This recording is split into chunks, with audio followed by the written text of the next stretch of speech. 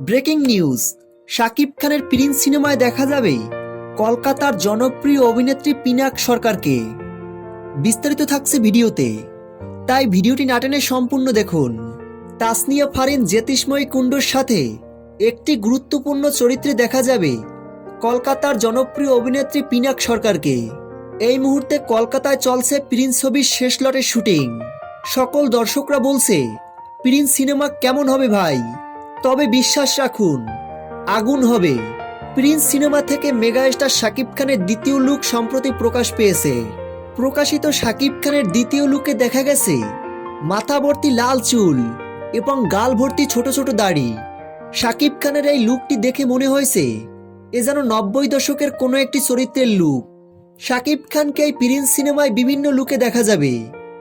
তো ভিউয়ার্স, শাকিব খানের Prince cinema নিয়ে আপনারা কতটা এক্সাইটেড ভিডিওর নিচে কমেন্ট করে জানিয়ে দিন।